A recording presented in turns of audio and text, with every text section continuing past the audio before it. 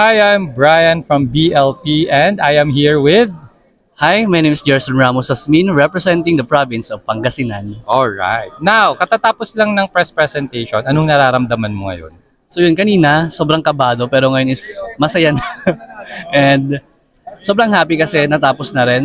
And nakilala na rin kami ng mga manonood po natin. Okay. And ano bang mga preparations ang ginawa mo para sa event ngayon? So, I go to gym, natulog po ako ng maaga, and prepare ko rin po yung mental health ko. Okay, so you mentioned you go to the gym. Yes. So gaano ba kadalas ka nag-gym in a week? And gaano ba katagal ang isang gym session? So yun, minsan sa isang week is 4 times to 3 times kasi medyo busy din.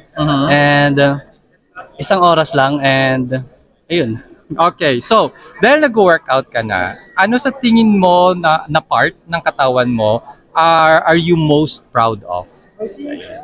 So madalas po kasi nakikita sa akin is yung chest talaga. Okay. So malaki yung chest mo.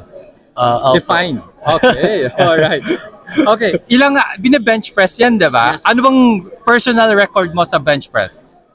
What do you mean? Ilang kilos or pounds ba? Ayun. So ngayon is nagpo-45 na po ako.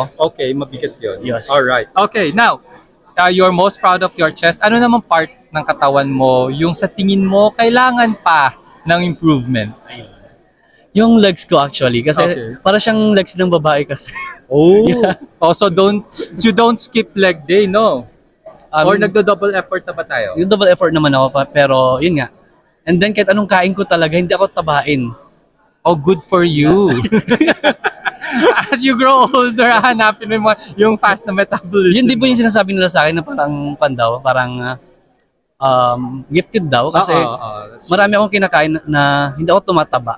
So, sa isang araw, kumakain ako 5 times or 6 times. Iba, Wow. Iba pa yung pagtambay ko ng coffee shops. Okay. And So, then- kanin ba tong 5 Yes times? po. Wow. Good And then for may you. pasta din. Oh, wow. Carbs on carbs. Yes. Okay. Alright. So, speaking of yung kinakain mo, may special na ba sa diet mo since nag-prepare ka for the competition?